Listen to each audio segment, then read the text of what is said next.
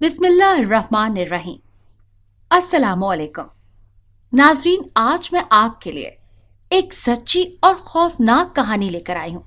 लेकिन इससे पहले कि मैं कहानी शुरू करूँ, जो लोग हमारे चैनल पर नए हैं उनसे गुजारिश है कि वो हमारे चैनल कहानी महल को सब्सक्राइब कर लें, ताकि आपको हमारी इस तरह की दिलचस्प कहानियां बर वक्त मिलती रहें। हम जिला सियालकोट के एक छोटे से गांव में रहते थे। ये उस वक्त की बात है जब मेरी अम्मा की शादी इसी गांव में हुई थी। घराना गरीब था लेकिन मेहनती लोग थे। इस पूरे गांव की मशहूर ही ये थी कि ये वो सरजमीन है जहां के लोगों का ज़्यादातर जरिया माश खेती बाड़ी है, और वो इस खेती बाड़ी से ज़मीन को सोने में बदल देते थे। लेकिन सारे लोग खेती बाड़ी भी नहीं करते थे। कुछ लोग भट्टों पर भी काम करते थे, कुछ लोग कपड़े भी सीते थे, और जो बच जाते वो शहरों का रुख कर लेते थे। और वो खेती बाड़ी करने के बजाय शहर में जाकर फैक्ट्रियों में काम करते और अच्छे खासे पैसे कमाते। मैं जब 3 साल की थी तो मेरे अब्बू का इंतकाल हो गया। उस वक्त मुझे कुछ इतनी होश न थी कि अब क्या होगा, बाप न रहे तो क्या होता है, कितना नुकसान होता है, या फिर पैसे क्या होते हैं, कहाँ से आते हैं, कुछ भी इल्म नहीं था। तब से लेकर अब तक मैं अपनी अम्मा के साथ एक 2 कमरों वाले घर में रहती थी। एक कमरे में हमने अपनी 2 चारपाइयाँ बिछाई हुई थी, जबकि दूसरे कमरे में एक पुरानी पेटी थी। इस कमरे की एक दीवार में लकड़ी की एक अलमारी बनी थी, जिसमें अम्मा पैसे और कोई ज़रूरी सामान रखती थी। लेकिन बड़ी अजीब बात थी, जितना भी वक्त गुजर गया था, अम्मा ने अलमारी सबसे नीचे वाले खाने की सफाई सुथराई का हमेशा ही बहुत ख्याल रखा था। पता नहीं क्यों हमारा जरिया माश हमारी थोड़ी सी अराजी थी, जिस पे अम्मा पूरा दिन काम करती थी। वो ज़मीन इतनी थोड़ी थी कि गुजर बसर बहुत ही मुश्किल से होती थी। फिर भी मैंने अम्मा को हमेशा ही अल्लाह पाक का शुक्र अदा करते देखा। कभी गिला शिकवा करते, कभी किसी के सामने हाथ फैलाते, हत्ता कि अपनी नानी के ख़ानदान के सामने भी हाथ फैलाते नहीं देखा था। लोगों की ज़मीनें हमसे कई गुना ज़्यादा थीं, इसके बावजूद हम उनसे ज़्यादा खुशहाल थे। ये बात मुझे बहुत अरसे तक समझ में ना आई थी। अम्मा पूरा दिन खेतों में काम करती, लेकिन जैसे ही कोई औरत उनसे मिलने आती तो उसे शाम का वक्त देती थी कि शाम को ही घर आ जाना। मैं उस वक्त फारिग होती हूँ। मैं 6ठी जमात में पढ़ती थी। मेरे 2 ही काम होते, या तो स्कूल जाना या फिर अपनी सहेलियों के साथ मिलना। उनमें से अपनी किसी सहेली के डेरे पर चले जाना और उनके खेतों से सब्जियां तोड़ तोड़ कर खाना। शाम ढले में जब वापस आती तो अम्मा को अक्सर पिछले कमरे से निकलते हुए देखती। वो बड़ी खुश होती थी। अलमारी को ध्यान से 2 ताले लगाती। अब मुझे इस बात पर शदीद हैरानगी थी कि हमारे पास कौन सा कारून का ख़जाना है जिसको अम्मा यूं तालों में महफूज करके रखती हैं। लेकिन मैं क्या करती, सारे सवाल ही धरे के धरे रह जाते। जवाब एक भी न मिलता था। अलमारी को ताला लगाने के बाद वो बाहर आ जाया करती थी और पहले से भी ज़्यादा खुश होती थी कि आज इतने पैसे कमाए। अम्मा तो खुश होती थी। वो जो ख़वातीन अम्मा से मिलने आती वो भी बड़ी खुश खुश घर से निकल रही होती थी। वो अम्मा की तारीफ़ें करती, झोलियाँ उठा उठा कर दुआएं देती, और अगले दिन और कई लोगों को लेकर आ जाती कि अम्मा हलीमा के हाथों में बड़ी शफा है, यहीं से अपना इलाज करवाते हैं, यहाँ से मुरादें पूरी होती हैं। लेकिन अम्मा का ये उसूल था कि वो एक दिन में बस एक ही औरत से मिलती थी। मुझे खुशी इस बात की थी कि उस औरत के मसाइल ध्यान से सुनती। अम्मा को लालच बिल्कुल भी नहीं था कि ज़्यादा लोगों से मिलूं और ढेरों पैसे बटोरूं। ये सब तो ठीक था अपनी जगह पे, लेकिन मैं जैसे जैसे शऊर की सीढ़ियाँ अबूर करती जा रही थी, मुझे ये समझना बहुत ज़रूरी हो गया था कि अम्मा ना तो कोई हकीम है, ना ही डॉक्टर हैं, ना ही कोई पीरनी जो लोगों का दम दरूद से इलाज करती हों। तो फिर लोगों को अम्मा के पास से ऐसी किस चीज़ से शिफा मिलती थी? मुझे इन तमाम सवालों के जवाबात तलाश करने थे। स्कूल में मेरी सहेलियां भी बहुत सवाल करती थी, और तो और मेरी उस्तानियाँ भी, कि फ़ायज़ा की अम्मा के पास न जाने کون سی بلا ہے جس سے یہ سب لوگوں کو خوش کیے جاتی ہیں؟ کیونکہ میری استانیہ پڑھی لکھی خواتین تھی، اسی لیے وہ اماں کے پاس کبھی بھی نہیں آتی تھی۔ بس انہی سوالوں نے مجھے بہت پریشان کر دیا تھا کہ لوگ بھی خوش ہوتے ہیں، میری اماں خود بھی خوشحال ترین ہوتی جا رہی ہیں، لیکن یہ سارے سوال محض میں سن ہی سکتی تھی، ان کو پوچھنے کی تاب میرے اندر نہیں تھی، کیونکہ جب بھی میں ہمت کرتی ایک گھوری اماں کی طرف سے میری طرف آتی اور میری بولتی بند ہو جاتی۔ وقت گزرتا گیا اور میں اگلی جماعتوں میں ہوتی گئی۔ یہ ان دنوں کی بات تھی جب میں 8ویں جماعت کے امتحانات سے فارغ ہوئی۔ اماں اس دن گھر نہیں تھی۔ میں نے تجسس کے ہاتھوں مجبور ہو کر اس کمرے کا رخ کیا۔ جو ہی میں الماری کے پاس پہنچی تو وہاں کا منظر دیکھ کر میں بے ہوش ہو گئی۔ جب ہوش آیا تو خود کو اماں کے پاس پایا۔ اماں نے پوچھا کیا ہوا تھا؟ میں محض اتنا ہی بتا سکی کہ وہاں پہ میں نے کوئی سایہ دیکھا تھا۔ اماں پریشان ہونے کے بجائے کہنے لگی تمہارا وہم تھا، وہاں ایسا کچھ بھی نہیں تھا۔ لیکن میں جب بھی آنکھیں بند کرتی وہی خونخوار صورت میرے سامنے آ جاتی۔ میں خوف کے مارے کئی دن بخار میں دبتی رہی۔ بہت دن گزر گئے، ایسا واقعہ پھر پیش نہ آیا۔ پھر میں تندرست ہو گئی اور اسکول جانے لگ گئی۔ لیکن ایک خوف دل میں بیٹھ سا گیا کہ اس الماری کے پاس ہی وہ سب میں نے دیکھا۔ اماں بھی اس الماری کی اتنی حفاظت کرتی، آخر یہ ماجرا کیا ہے؟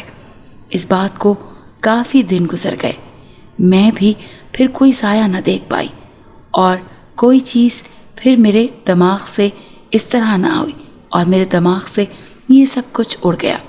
ایک دن ایسا ہوا کہ میں گھر میں بیٹھی کوئی پرانا اخبار پڑھ رہی تھی۔ اچانک دروازے پر دستک ہوئی۔ میں بھاگ کے دروازے کی طرف بڑھی، دروازہ کھولا۔ کیا دیکھتی ہوں کہ ایک نہایت خوبصورت جوان لڑکی ہمارے گھر آئی ہے، جس کو دیکھ کر لگتا تھا کہ شدید پریشانی کے عالم میں یہاں تک پہنچی ہے، اور وہ واقعی بہت پریشان تھی۔ شادی کو 8 سال بیت گئے لیکن وہ ابھی تک ماں نہیں بن سکی تھی۔ اب تو خاندان والے بھی تانے دینے لگے تھے کہ یہ بانجھ ہے، یہ ماں نہیں بن سکے گی۔ اس کی ساس بھی اس کے ساتھ تھی، جو بتانے لگی کہ وہ بہت زیادہ دور کا سفر طے کر کے آئی ہیں، صرف اسی لیے کہ انہوں نے اماں حلیمہ کی بہت شہرت سنی تھی۔ میں نے وہ اخبار ایک طرف رکھا اور ان کو پانی پلایا کہ اچانک دروازے پر پھر دستک ہوئی۔ اماں باہر کھیتوں میں تھی۔ میں بھاگ کے گئی اور دروازہ کھولا۔ شدید سردی کے دن تھے۔ ایک اور عورت دروازے پر تھی، اس کو بھی اماں سے ملنا تھا۔ سردی اتنی شدید تھی کہ اس کے باوجود آنے والوں کو اتنی شدید سردی کے باوجود پسینہ آیا ہوا تھا۔ میں نے پوچھا کن سے ملنا ہے؟ کہنے لگی بیٹی اماں حلیمہ گھر میں ہیں۔ میں نے جواب دیا نہیں، وہ تو اس وقت کھیتوں میں ہوتی ہیں اور مریضوں کو شام میں دیکھتی ہیں۔ وہ اماں کہنے لگی بیٹی ہم بہت دور سے آئے ہیں، ابھی واپس جانا ہے اور پھر ادھر ہی واپس آنا ممکن نہیں، تم جاؤ اور اپنی ماں کو جلدی سے بلا لاؤ۔ ابھی میں سمجھ ہی نہیں پا رہی تھی کہ کیا کروں، کیونکہ اماں کے اصولوں کو میں جانتی تھی۔ خیر ابھی میں اسی کشمکش میں تھی کہ اماں کو دور سے آتے ہوئے دیکھ لیا۔ انہیں شاید کسی نے کھیتوں میں جا کر بتا دیا تھا کہ کوئی دروازے پر کھڑا ہے۔ اماں جب دروازے پر پہنچی تو اماں نے آنے کی وجہ بتائی، ساتھ میں التجا بھی کی کہ وہ بہت دور سے آئی ہیں۔ اماں نے انہیں اندر بٹھایا اور بتایا کہ کچھ بھی ہو علاج تو شام کو ہی ہوگا۔ وہ اماں کو کہنے لگی کوئی بات نہیں، ہم انتظار کر لیتے ہیں۔ جو دوسری عورت آئی تھی اسے کل کا وقت دے دیا۔ اماں نے انہیں کمرے میں بٹھایا، لیکن اماں کی یہ بات کہ علاج تو صرف شام میں ہی ہوگا مجھے چونکا گئی۔ کئی سال پرانے سوالات نے سر اٹھا لیا کہ اماں کے پاس ایسا کیا ہے جو دن میں علاج نہیں کرتا اور اس کے لیے رات یا شام کا وقت ہونا ہی لازم ہے، اور ایسا کون سا خزانہ ہے جس کے بنا پر ہم اتنے خوشحال ہیں۔ ابھی انہی سوالوں میں میں غرق تھی کہ اماں نے کہا ان کے لیے روٹی سالن لاؤ، ان کو کھانا کھلاؤ، چائے پلاؤ اور آرام کرنے کے لیے چارپائیاں دو۔ جیسے ہی شام کی اذانیں ہونے لگیں اماں نے نماز کے لیے وضو کیا और नमाज पढ़ते ही उस लड़की को लेकर कमरे में चली गई। कमरे में जाते ही उन्होंने दरवाज़ा बंद किया और किसी को भी अंदर आने की इजाज़त ना दी। अम्मा को खबर ही ना थी कि आज मैं क्या करने जा रही हूँ। मैंने भी सोच लिया था कि आज तो इनके राज़ों से मैं पर्दा हटाकर ही छोड़ूंगी। बस अपने इरादों की तकमील के लिए बेखबर अम्मा को आजमाने जा रही थी। आज तो मैंने पक्का इरादा कर लिया था कि ये राज जान के ही रहूंगी। अम्मा को कुछ खबर ना थी कि मैं आज क्या करने जा रही हूँ। जैसे रात ढलती जा रही थी, मेहमान अम्मा बेचैनी से इधर उधर टहलने लगी। अपनी बहू को बाहर बुला के फिर से समझाने लगी कि जैसे अम्मा हलीमा बताएं वो ध्यान से सुनना और फिर इस पर अमल भी करना। अब की बार भी अगर तुझ पर रहमत ना हुई तो मैं अपने बेटे की दूसरी शादी करवा के रहूंगी। शाम की अजान हो चुकी तो अम्मा उस लड़की को लेकर पिछले कमरे में गई, जहाँ वो लकड़ी की अलमारी दीवार में लगी हुई थी। मैंने मेहमान अम्मा को घर में ही छोड़ा और मैं भी जल्दी से उठी और बाहर गली में चली गई, जहाँ पर उस कमरे की बाहर वाली खिड़की दीवार पर बनी हुई थी। खिड़की के एक पट में छोटा सा सुराख हो चुका था, जहाँ से मैं अंदर का मंजर बआसानी देख सकती थी, लेकिन अंदर वाले बाहर की तरफ नहीं देख सकते थे। अम्मा को कुछ खबर ना थी। जैसे ही अजान ख़त्म हुई, अम्मा उस लड़की को अलमारी के पास रखी एक कुर्सी पर बिठाकर खुद अलमारी के सबसे नीचे वाले खाने को खोलने लगी, जिसकी चाबी हमेशा अम्मा के पास ही रहती थी। अम्मा ने खाने को खोला और वहाँ से एक जोड़ा जूतों का निकाला और उसे उस लड़की के पैरों में पहनने को दिया। लड़की ने बड़ी हैरानगी से पहले अम्मा और फिर उन जूतों को देखा और अम्मा गरजदार आवाज़ में ही बोली, फ़ौरन पहन लो। उसने जूते जैसे ही पहने अपने पेट पर हाथ रख लिया और साथ ही चेहरे पे अजीब सी मुस्कुराहट फैल गई। अम्मा ने उसे जूते उतारने को कहा और वापस बड़ी एहतियात के साथ वही उस अलमारी में जूतों को रख के बहुत ध्यान से 2 ताले लगा दिए। जो ही अम्मा उस लड़की के साथ कमरे से बाहर आने लगी, मैं झट से घर में वापस आके चारपाई पर बैठ गई। वो लड़की जैसे ही कमरे से बाहर निकली बहुत खुश थी और उसने अपनी सास को बताया कि वो हामला हो चुकी है। हद हो गई, महज जूते पहनने से ये हामला हो गई। मेरी सोच समझ कुछ देखने के बावजूद भी वहीं पे अटकी हुई थी। उसकी सास ने नोटों के 2 बंडल अम्मा के हवाले किए और रुखसत हो गई, ये कहते हुए कि कल वो अपनी भांजी को भी लाएंगी। उस पर भी अल्लाह की रहमत अभी तक नहीं हुई। उन दोनों के जाने के बाद अम्मा चारपाई पर बैठी नोट गिन रही थी और बड़ी खुश भी थी, क्योंकि आज की आमदनी पहले से कहीं गुना ज़्यादा थी। मैं अब उम्र के इस हिस्से में थी कि अम्मा से सवाल जवाब कर सकती थी। मैंने अम्मा से पूछा, ये सब कैसे होता है? पहले तो अम्मा ने टाल मटोल की, बल्कि एक दफ़ा तो डांट भी दिया। फाखरा, मैं देख रही हूँ तुम्हारे बहुत कल पुर्जे निकल रहे हैं, तुम अपने काम से काम रखो। अम्मा ने मुझे डांट कर चुप करवा दिया, लेकिन मैं भी अपने नाम की एक ही थी, कहाँ चुप रहने वाली थी। बोलती ही गई और पूछती गई। अम्मा को जब लगा कि अब बात बनती नज़र नहीं आ रही तो कहने लगी कि मेरे पास जन्नाती जूते हैं। मैं जैसे ही किसी बांझ या फिर बेऔलाद शादीशुदा लड़की को वो जूते पहनाती हूँ तो वो उसी वक्त हामला हो जाती है। इससे हम सब का भला हो जाता है, लोग भी खुश हो जाते हैं और हमें भी मुंह मांगी रकम मिल जाती है। मैंने ये सुनते ही कहके लगाने शुरू कर दिए कि अम्मा, जन्नाती जूते भी कभी हुए हैं? मेरी हंसी रुकने का नाम ही नहीं ले रही थी। अम्मा मेरा मुंह देखे जा रही थी कि ये लड़की पागल हो गई है जो ऐसे ये बात मजाक लग रही है। अम्मा, आपको ये जूते जो कि जन्नाती बिल्कुल भी नहीं है, कहाँ से मिले? मैंने बेयकीनी की कैफियत में अम्मा से इन जूतों के बारे में इस्तफसार करते हुए कहा, इन बातों से तुम्हारा कोई मतलब नहीं होना चाहिए। मैंने वो जूते कहाँ से लिए हैं, बस बात ख़त्म करो और जाओ मेरे लिए 1 कप चाय बना कर लाओ। अम्मा ने बात को बदलते हुए कहा, अम्मा आप एक काम करें ना, अपने उन तिलिस्माती जूतों से कहें कि घर के सारे काम कर दिया करें। अम्मा महज मेरा मुंह देखने लग गई और उनकी कहर आलूद नज़रों से बचने के लिए मैंने वहाँ से उठने में ही आफियत जानी और अम्मा को जल्दी से चाय का कह दिया, लेकिन मैं भी कहाँ खामोश रहने वाली थी। अब तो जिन्नाती जूतों का राज हर सूरत जान कर ही रहना था। रात का न जाने कौन सा पहर था जब मेरी आंख अचानक खुल गई। आंख खुलते ही दिल में आया कि अम्मा गहरी नींद सो रही हैं, क्यों ना अलमारी में से जूते निकाल कर देखे जाएं। लेकिन चाबी तो अम्मा के पास होती है हर वक्त। उफ अल्लाह, अब क्या करूं? सोच सोच कर एक कदम आगे बढ़ाती हुई अम्मा की चारपाई की जाने पड़ी।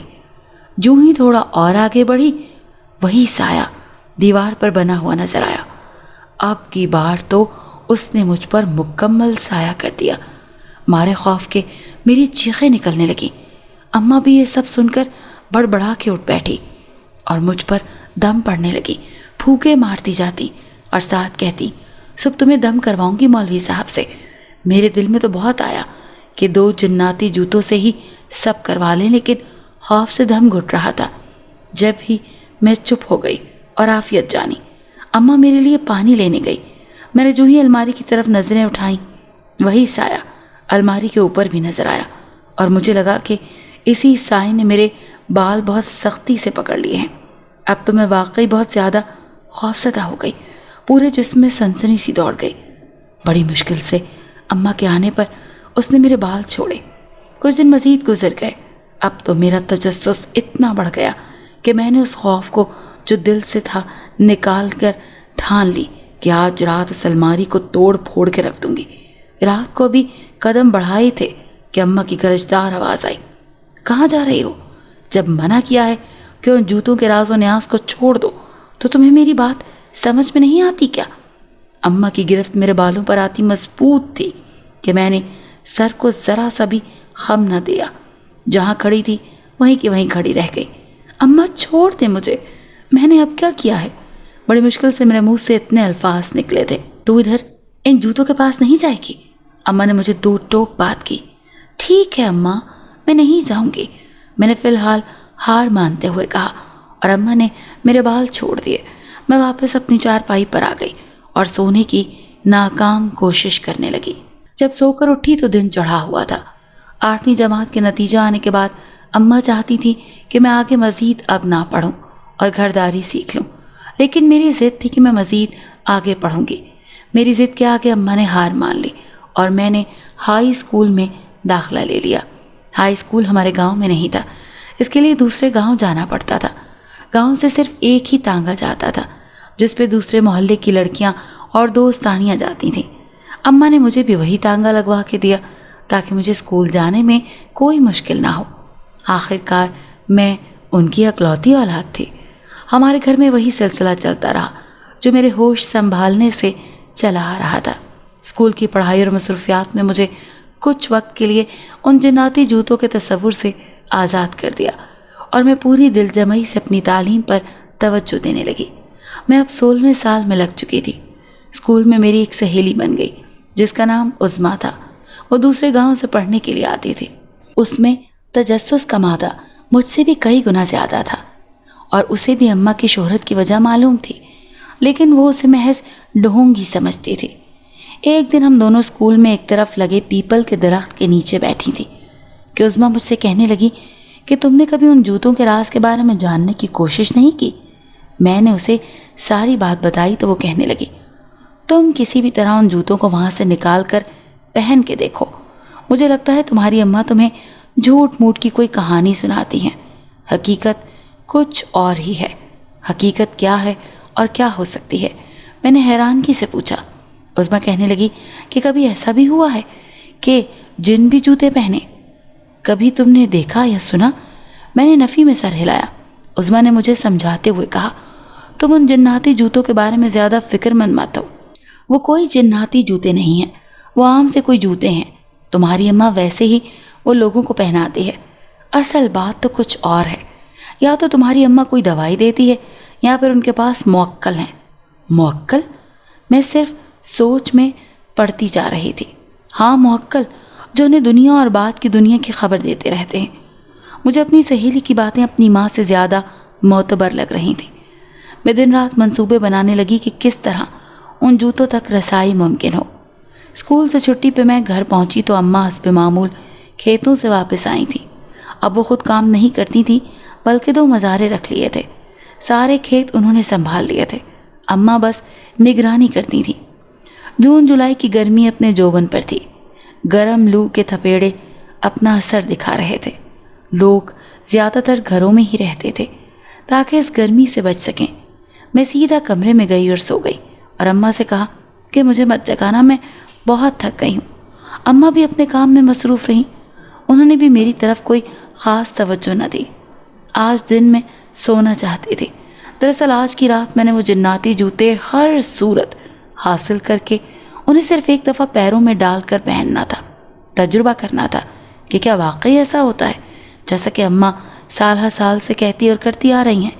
خیر، میں نے جان بوجھ کر آنکھیں بند کی اور سونے کا بہانہ کرتی ہوئی کافی دیر یوں ہی لیٹی رہی اور اماں پہ مکمل طور پر نظریں بھی رکھی کہ اماں کیا کچھ کرتی ہیں پورا دن، لیکن کیا خاک رکھتی، نہ جانے کب آنکھ لگ گئی، کچھ پتہ نہیں چلا۔ جب سو کے اٹھی تو عصر کی اذانیں ہو رہی تھیں۔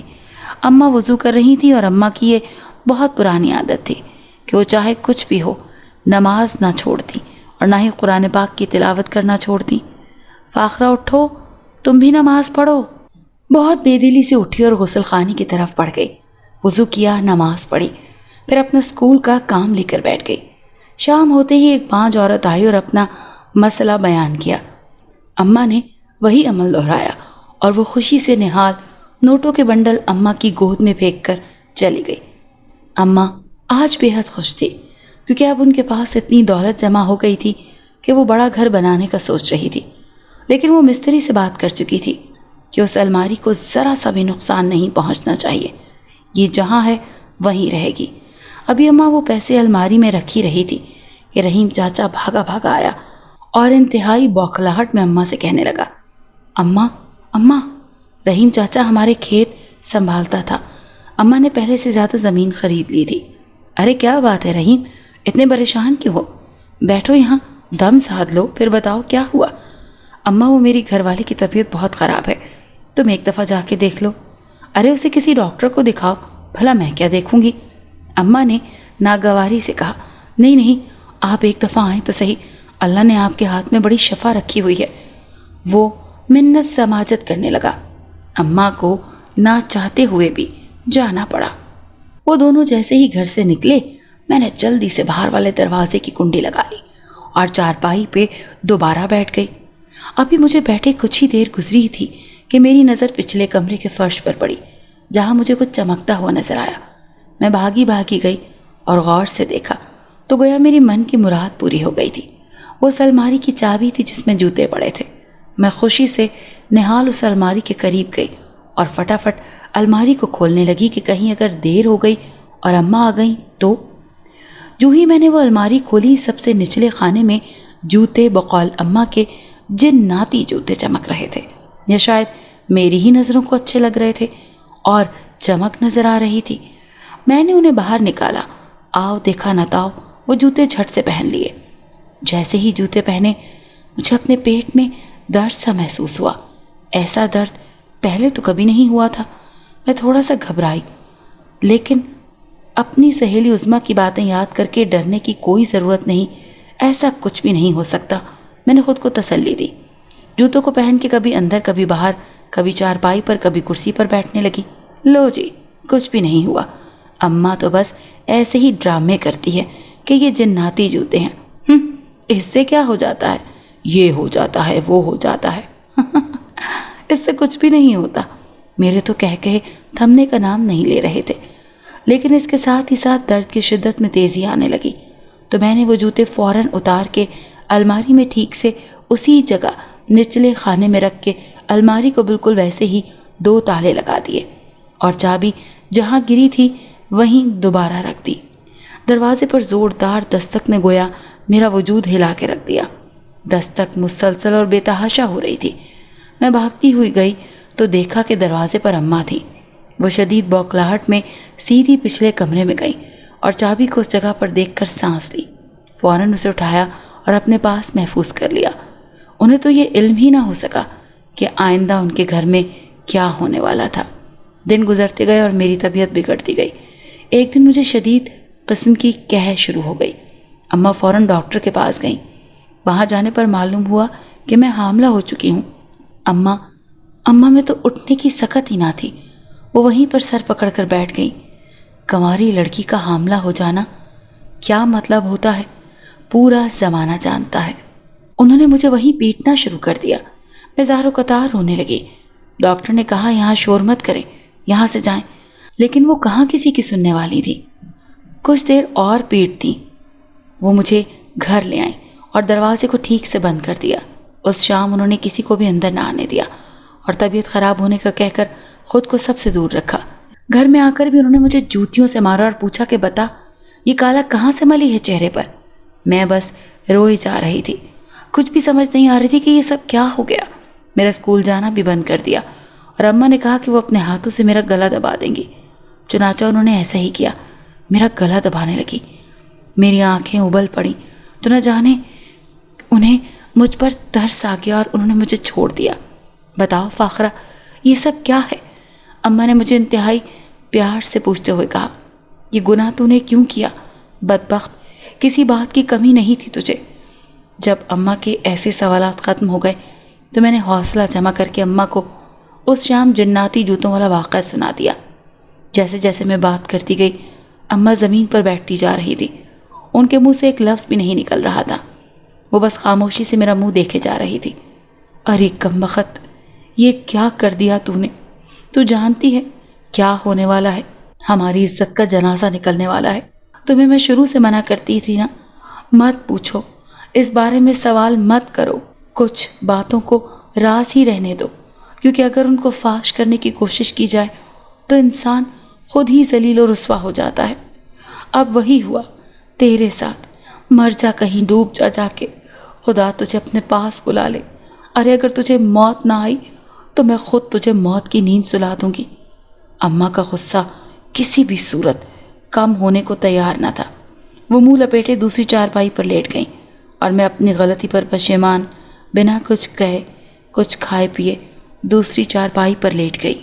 رات 1:30 بجے کے قریب میری آنکھ کھلی تو اماں اپنی چارپائی پر نہیں تھی۔ مجھے شدید گھبراہٹ ہونے لگی، اٹھ کے بیٹھ گئی اور اماں کو آوازیں دینے لگی۔ جب کوئی آواز نہ آئی تو گھبرا کے پچھلے کمرے میں چلی گئی۔ سامنے والا منظر اتنا ہولناک تھا کہ میں بے ہوش ہوتے ہوتے رہ گئی۔ اماں سر جھکائے بیٹھی تھی اور ان کے بالکل سامنے انتہائی خوبصورت پری بیٹھی تھی۔ اماں زار و قطار روئے جا رہی تھی، معافیا مانگ رہی تھی، لیکن وہ پری کسی بھی قیمت پر ماننے کو تیار نہ تھی۔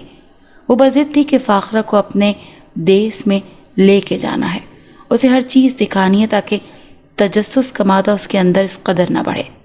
حلیمہ بی بی، ہمیں تم سے کوئی گلہ نہیں ہے، لیکن تمہاری بیٹی نے گناہ کبیرہ کیا ہے، لہٰذا اس کا یہاں رہنا کسی بھی قیمت پر درست نہیں۔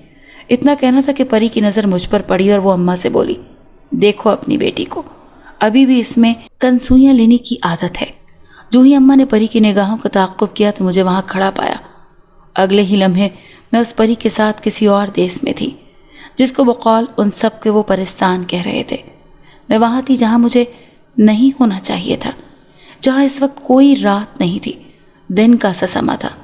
دن بھی اتنا اجلا، شفاف، چمکدار، پھولوں کی مہک سے مہکتا، انواع اقسام کے پھلوں سے لدے باغات سے بھرا پڑا، اور ہر طرف بکھری پریاں جو اس قدر دلکش تھیں کہ میری آنکھیں کچھ دیر کے لیے کچھ اور دیکھنے سے قاصر رہیں۔ اس پری نے مجھے ایک درخت کے ساتھ باندھ دیا اور بنا کوئی بات کیے وہاں سے چلی گئی، اور باقی اپنی دوست پریوں کے ساتھ کھیلنے لگی۔ میں یہ سب دیکھ کر حیران تھی، سب کچھ اس قدر حسین تھا جیسا کتابوں میں لکھا ہوتا ہے، لیکن اس کے باوجود بھی مجھے اماں بہت شدت سے یاد آ رہی تھی۔ دل کرتا تھا جیسے کہ اڑ کے یہاں آ گئی ہوں، وہاں واپس اپنی دنیا میں چلی جاؤں۔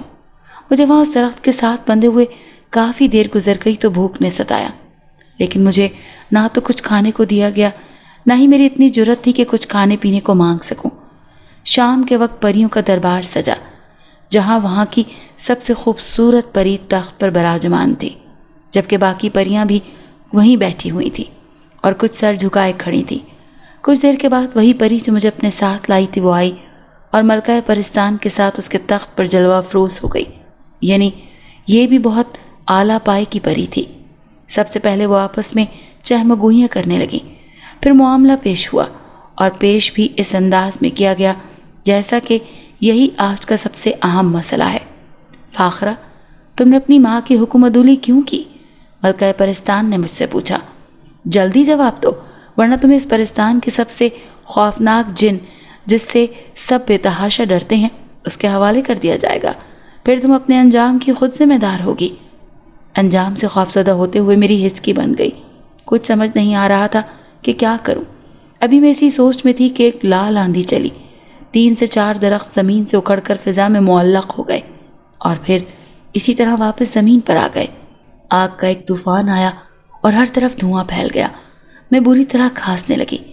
جب دھواں تھم چکا تو ایک جن جو واقعی میں اس قدر خوفناک تھا، نہ پہلے کبھی سنا نہ پڑھا، ایک ہی آنکھ تھی، وہ بھی گردن پر، ہونٹ تھے اور عجیب طرح کی اس کے 2 کان تھے، قد اتنا لمبا کہ آسمان کو چھوتا ہو۔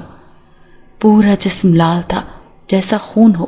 خوف کے مارے میں آنکھیں بند کر چکی تھی۔ وہ جن جیسے ہی آیا سب کچھ تہس نہس ہو گیا۔ پھر میں نے اپنے دماغ پر زور ڈالا تو مجھے یاد آیا کہ یہ تو وہی جن ہے جس کا سایہ میں 2 دفعہ اپنے اوپر محسوس کر چکی تھی۔ میں سمجھ چکی تھی کہ میں بہت بری طرح پھنس گئی ہوں۔ فرار کی بھی اب کوئی راہ نہیں تھی۔ کوئی یہاں ایسا نہیں تھا جس پہ میں بھروسہ کر کے کچھ کہہ سکوں، یا پھر کوئی بھی ایسا نہیں تھا جو مجھے پہ بھروسہ کر سکے۔ یا خدا، میں کیا کروں؟ میں کدھر جاؤں؟ یہ میں نے کیا کر دیا؟ کیا کر دیا میں نے خود کے ساتھ میرے مالک؟ مجھے معاف کر دے۔ لیکن ابھی میری سزائیں باقی تھیں، نہ جانے کتنی اور کب تک، یہ مجھے علم نہیں۔ جو ہی میں نے کچھ کہنے کو لب کھولے، صرف لب کھل ہی نہ سکے۔ اوہ، تو جو ہی میں نے آنکھیں بند کرنے کی کوشش کی یہ بند ہی نہ ہو، جو ہی بازو ہلانے کی کوشش کی وہ بھی ناکام۔ اف اللہ، میں کس قدر بے بس ہو گئی ہوں، معاف کر دیں اللہ جی۔ پھر میں نے آنکھیں کھولنے کی کوشش کی۔ یہ کیا؟ جیسے ہی میں نے اپنی آنکھیں کھولنے کی کوشش کی میں اس میں ناکام ہو گئی۔ بہت بری طرح رونے لگی۔ میرے رونے پر وہ جن برے طریقے سے کہکے لگانے لگا۔ وہ میری حالت سے محسوس ہو رہا تھا۔ ملکہ پرستان، اس نافرمان، ہٹ درم اور بیوقوف لڑکی کو میرے حوالے کر دیں، میں اس کا خود اچھے سے علاج کروں گا۔ وہ جن ملکہ پرستان سے مخاطب تھا۔ جیسے ہی میں نے یہ سنا مجھے رونا بھول گیا۔ میں بس منتیں کرنے لگی کہ مجھے میری ماں کے پاس جانا ہے، لیکن وہاں یہ کسی پہ بھی میری کوئی فریاد کا کچھ اثر ہی نہیں ہو رہا تھا۔ مجھے لگا شاید یہ میری بولی نہیں سمجھتے، لیکن وہ جن فوراً بولا، ہم ہر بولی سمجھتے ہیں۔ ابھی کچھ ہی دیر گزری تو میں خوشی کے مارے چلانے لگی، کیونکہ میری اماں بالکل میرے پاس بیٹھی تھی۔ میں اماں اماں چلانے لگی۔ جو ہی میں اماں کے پاس سرک کر جانے لگی تو وہاں اماں کی جگہ وہی خوفناک جن تھا۔ میں انتہائی خوفزدہ ہو گئی اور مزید سمٹ کر بیٹھ گئی۔ ہاں، تم اسے اپنے ساتھ لے جاؤ۔ کزور جن، ملکہ پرستان نے شان بے نیازی سے اس جن کا نام لیتے ہوئے کہا، اور ہاں، اسے ایسی سزائیں دو کہ اسے سمجھ آ جائے کہ آئندہ ایسا نہیں کرنا، آئندہ کے لیے اسے زندہ ہی نہیں چھوڑنا، بس بات ختم۔ یہ بات کو سمجھتی ہی نہیں، اسے علم ہی نہیں کہ اس کی ماں نے اس کو اکیلے کتنی مشکلات جھیل کر پالا پوسا، اسے ہر چیز مہیا کی، لیکن اس نے کیا کیا؟ ہمارا ہی مذاق اڑاتی رہی۔ کیوں ایسا کیا نا تم نے؟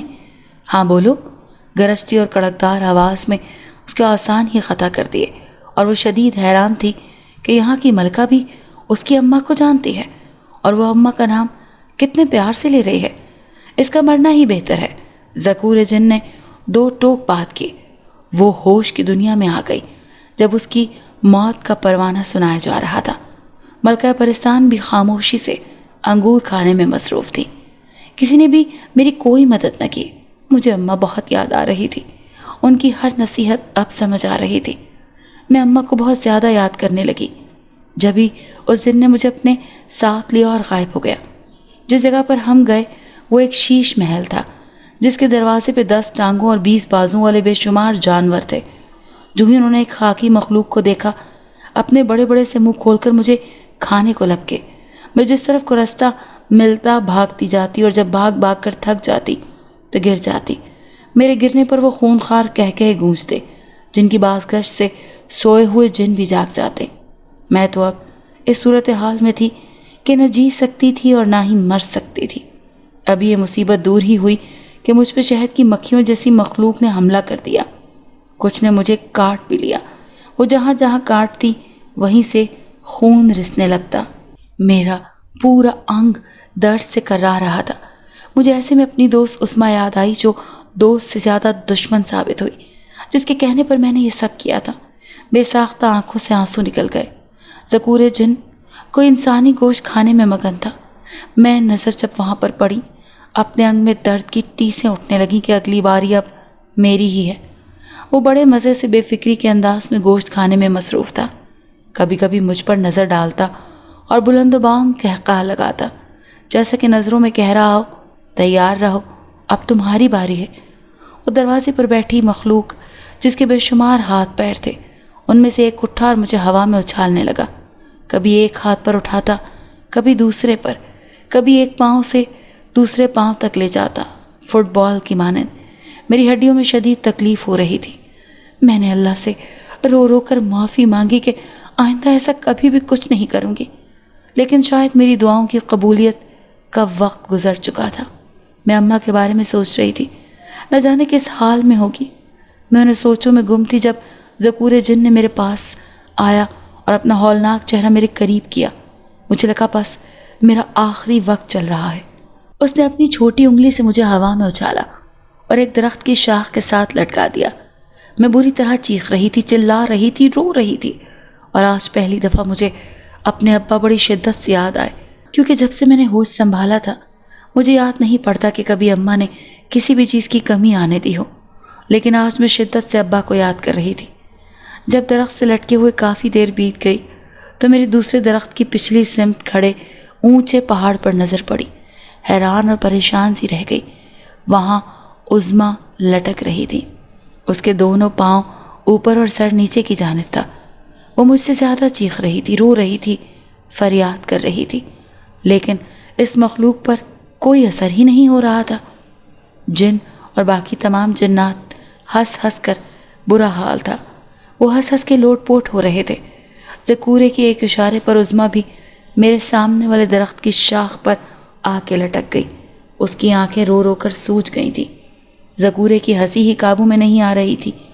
وہ ہنستا جاتا اور کہتا جاتا، ایسے نافرمان لوگوں کا بھلا کیا کام، خاکی اور ناری دونوں دنیاؤں میں ایسے لوگوں کو کڑی سے کڑی سزا ملنی چاہیے۔ سامنے عظمیٰ جب الٹی لٹکی ہوئی بری طرح تھک گئی تو ذکورے کے اشارے پر اس کا ایک بازو اور ایک پاؤں فضا میں معلق ہو گیا۔ یہ صورتحال تو اور بھی خطرناک تھی۔ اب تو وہ کسی بھی صورت کچھ بھی کرنے کی سکت نہیں رکھ سکتی تھی۔ اس نے بھی ذکورے کی منتیں کرنا شروع کر دیں، خدا کے لیے مجھے یہاں سے خلاصی دے دو، میں وعدہ کرتی ہوں آئندہ کوئی ایسی حرکت نہیں کروں گی۔ لیکن ذکورے کو اس پر بالکل بھی یقین نہیں تھا۔ پھر ذکورے نے اچانک کچھ سوچا اور عظمیٰ کی بات پر یقین کرتے ہوئے اسے ایک دن کے لیے اس کی دنیا میں واپس بھیجنے کا فیصلہ کیا۔ جیسے ہی وہ واپس دنیا میں آئی اس نے وہی حرکتیں شروع کر دیں اور وہ تمام نصیحتیں بھول گئی۔ رات سے کچھ دیر پہلے وہ ہمارے گھر گئی اور وہاں سے جوتے چرانے کی ہر ممکن کوشش کی تاکہ ان جوتوں سے اپنا کاروبار چمکا سکے، اور پھر وہ تمام بانجھ خواتین اس کی اماں کے پاس آیا کریں گی۔ اس طرح وہ لوگ بھی دنوں میں امیر ہو جائیں گے۔ اماں حلیمہ نے بہت کمائی کر لی۔ ابھی اس نے گھر میں قدم رکھا ہی تھا کہ ذکور جن نے دوبارہ اسے درخت سے لٹکا دیا اور پھر فاخرہ کو سب بتانے کے بعد اسے ایک بوتل میں قید کر دیا، جہاں وہ چلاتی رہی، معافیاں مانگتی رہی، لیکن اب کی بار اس کی ایک نہ سنی گئی۔ فاخرہ نے دل سے معافی مانگی، توبہ کی اور رو رو کے فریاد کی کہ صرف ایک دفعہ اسے معاف کر کے اس کی دنیا میں اس کی ماں کے پاس بھیج دے، وہ آئندہ ایسا کبھی کچھ نہیں کرے گی۔ ذکورے اور نیک پری کو اس پر ترس آیا اور وہ اسے واپس اس کی ماں کے پاس چھوڑ کر اسی دنیا میں آ گئی، جہاں وہ اسے اس کمرے میں لے گئے جہاں وہ الماری تھی۔ ماں جائے نماز پر بیٹھی دعا مانگ رہی تھی۔ ماں نے بتانا شروع کیا، آج سے 40 سال پہلے جب میں بیاہ کر اس گھر میں آئی تھی تو یہی 2 کمرے تھے، جس میں ایک میرا اور دوسرا کمرہ تمہاری دادی کا کمرہ تھا۔ مجھے جو کمرہ ملا وہ یہ الماری والا تھا۔ ابھی شادی کو محض ایک ہی دن گزرا تھا کہ میں نے اس الماری میں سایہ دیکھا۔ میں بہت گھبرائی اور اس بات کا ذکر کرنے کے لیے شام کا انتظار کرنے لگی کہ تمہارے ابا آتے ہیں تو انہیں سب کچھ بتاؤں گی۔ لیکن شام ہوئی تو میں انتظار کرتی رہی، لیکن گاؤں میں ایک فوتگی ہو گئی۔ سب گھر والے وہاں چلے گئے۔ میں کیونکہ نئی نویلی دلہن تھی اسی لیے میں گھر میں رہی۔ جیسے ہی رات ہوئی میں باہر صحن سے اٹھ کر اپنے کمرے میں واپس آنے لگی تو ایک خوبصورت پری اس کمرے میں داخل ہو رہی تھی۔ پہلے پہل تو میں بہت گھبرائی، لیکن پھر ہمت کر کے اسی کمرے میں داخل ہو رہی۔ باہر صحن میں کھڑی ہو کے جب میں نے کمرے کی ایک طرف سے جھانکا کہ کیا ہو رہا ہے، ایک تو میں گھر میں اکیلی تھی، دوسرا نئی نئی شادی ہوئی، کچھ جانتی بھی نہیں تھی۔ میں سوچ میں پڑ گئی کہ کیا کروں۔ ابھی سوچ ہی رہی تھی کہ وہی پری کمرے میں سے نکلی، صحن کا چکر لگا کر دوبارہ اسی کمرے میں چلی گئی اور دیوار میں بنی اس الماری میں چلی گئی۔ میں یہ سارا نظارہ دیکھ رہی تھی۔ پھر میں نے تیرے ابا سے اس بات کا ذکر کیا، لیکن وہ مذاق اڑانے لگے کہ کبھی پریاں بھی کسی نے دیکھی ہیں۔ پھر کیا تھا، میں نے اس پری کا ذکر کسی سے بھی نہ کیا۔ وہ آتی تھی، کمرے میں جا کر اس الماری میں چلی جاتی تھی۔ وقت گزرتا گیا، اللہ نے مجھ پر رحمت نہ کی۔ شادی کو جب 10 سال گزر گئے تو بھی کوئی خوشخبری نہ ملی۔ تمہاری دادی نے تمہارے ابا سے کہا کہ دوسری شادی کر لو۔ وہ نہیں مانتے تھے، لیکن آخر کب تک انکار کرتے۔ پھر میں نے بھی ایک دن کہہ دیا کہ آپ دوسری شادی کر لو، لیکن یہ کوئی اتنا آسان نہیں ہوتا۔ سوتن کو برداشت کرنا۔ گھر میں شادی کی تیاریاں شروع ہونے لگیں۔ میں راتوں کو چھت پر جا جا کے رونے لگی۔ ایک دن روتے روتے تھک گئی اور وہیں چھت پر ایک طرف ہو کے بیٹھ گئی۔ جب کافی دیر ہو گئی بیٹھے بیٹھے تو وہی پری میرے پاس آئی اور کہنے لگی، بالکل پریشان نہ ہو، یہ لو جناتی جوتے، انہیں پہن لو، تم امید سے ہو جاؤ گی۔ پہلے تو میں بھی تیری طرح مذاق ہی سمجھا، لیکن جیسے ہی میں نے وہ جوتے پہنے مجھے خود میں تر و تازگی سی محسوس ہوئی۔ ڈاکٹر کے پاس گئی تو اس نے کہا کہ آپ امید سے ہیں۔ گھر آ کے تیرے ابا کو بتایا، وہ خوشی سے پھولے نہیں سما رہے تھے۔ بس پھر کچھ عرصے بعد تو اس دنیا میں آ گئی۔ دوسری شادی وہیں کی وہیں رہ گئی۔ پھر جب تم چند مہینوں کی تھی تو وہی پری تم سے کھیلنے آتی تھی۔ گھنٹوں تم ان سے کھیلتی اور میں گھر کے سارے کام نمٹا لیا کرتی۔ جب تم 3 سال کی ہوئی تو تمہارے ابا اور دادی ایک حادثے میں اللہ کو پیارے ہو گئے۔ پھر میں تھی اور میرا اللہ۔ گھر میں فاقے ہونے لگے، کچھ بھی نہیں تھا کھانے پہننے کو۔ تھوڑی سی زمین تھی، اس پر میں کیا کام کرتی، کیونکہ کھیتی باڑی تو آتی ہی نہیں تھی۔ بس پھر ہمت کی اور باہر کھیتوں میں کام کیا، لیکن اس سے بھی کہاں گزارا ہونا تھا۔ ایک دوپہر میں کھیتوں سے واپس آئی تو کیا دیکھتی ہوں کہ وہی جناتی جوتے میرے کمرے کی اس الماری میں پڑے ہیں۔ میں نے انہیں ہاتھ تک نہ لگایا۔ شام کو ایک عورت میرے پاس آئی اور کہنے لگی، مجھے بھی وہاں سے دوائی لا دو جہاں سے تم نے کھائی تھی، تاکہ مجھ پر بھی اللہ پاک کا کرم ہو جائے۔ میں اسی سوچ بچار میں تھی کہ رات ہوتے ہی وہ پری آئی۔ اس نے بتایا کہ کوئی عام جوتے نہیں، جناتی جوتے ہیں، بس کسی بھی بانجھ عورت کو پہناؤ گی تو وہ فوراً حاملہ ہو جائے گی۔ اس دن سے لے کر آج تک یہی میرا وسیلہ روزگار بن گیا۔ اماں، لیکن انہوں نے تم پر اتنی مہربانی کیوں کی؟ میں نے ایک سوال کر ہی دیا۔ جانتی ہو، وہ پری میرے بارے میں کہتی تھی کہ میں نے اسے بالکل بھی تنگ نہیں کیا۔ اس الماری میں اس کے نچلے خانے کو ہمیشہ بند ہی رکھا، اپنی ضرورت کی کوئی بھی چیز اس میں نہیں رکھی، کیونکہ وہی اس پری کا ٹھکانہ تھا، لہٰذا اسے بے ٹھکانہ نہیں کیا۔ اسی لیے اسے میری یہ بات بہت اچھی لگی۔ لیکن اماں، میرے ساتھ ایسا کیوں ہوا؟ فاخرہ نے روحانسی ہو کے پوچھا۔ کیونکہ تمہاری شک کرنے والی عادت اور مذاق سمجھنے پر پری ناراض ہو گئی اور پھر تمہیں کڑی سزا ملی۔ اماں، میں آئندہ ایسا کبھی نہیں سوچوں گی، فاخرہ نے وعدہ کیا۔ اب جتنی بھی آمدنی ہوتی ہے میں اس کا ایک حصہ غریبوں میں بانٹ دیتی ہوں، تبھی تو ہمارے رزق میں آج تک کبھی کمی نہیں ہوئی۔ میری بچی، والدین یا بڑے کبھی بھی برا نہیں چاہتے، بس چھوٹوں کو ان پر بھروسہ کرنا چاہیے۔ ماں بیٹی ایک دوسرے سے ایک دفعہ پھر ملی۔ فاخرہ نے ماں سے بھی دل سے معافی مانگی اور کہا کہ آئندہ وہ ایسا کبھی نہیں کرے گی۔ اسے اپنی غلطیوں اور لوگوں پہ بے جا بھروسے کی بہت سزا مل چکی تھی۔ ابھی وہ یہی باتیں کر رہی تھی کہ نیک پری اور ذکورہ جن دوبارہ وہاں آ گئے۔ حلیمہ نے فاخرہ سے کہا، ذکوری اور نیک پری سے معافی مانگو اور وعدہ کیا یہ نادان آئندہ ایسا کبھی بھی کچھ بھی نہیں کرے گی۔ اب فاخرہ کو کسی بھی بات کو جاننے کا کوئی تجسس نہیں تھا۔ وہ جان چکی تھی کہ اس کی ماں کوئی غلط کام نہیں کرتی، بس اس نے التجا کی کہ اس کی دوست کو بھی معاف کر دیا جائے۔ زکوری نے کہا کہ ابھی اس کی کچھ سزا باقی ہے، جب تک وہ دل سے توبہ نہیں کرے گی وہ اس دنیا میں واپس نہیں آ سکتی۔ فاخرہ نے سچے دل سے توبہ کی اور خود سے وعدہ کیا کہ وہ آئندہ بہترین کام کر کے انسانیت کی خدمت کرے گی اور عظمت حاصل کر کے اپنے رب کی نظروں میں عظمت حاصل کرے گی۔ اگر آپ کو یہ کہانی اچھی لگی ہے تو اسے لائک کیجیے اور ہمارے چینل کہانی محل کو سبسکرائب کیجیے۔ اور ہاں، اگر آپ کے کسی دوست، رشتہ دار یا بہن کے ساتھ خدا نخواستہ اس طرح کا کوئی بھی واقعہ پیش آیا ہے تو ہمیں کامنٹ سیکشن میں اس کے بارے میں ضرور بتائیے۔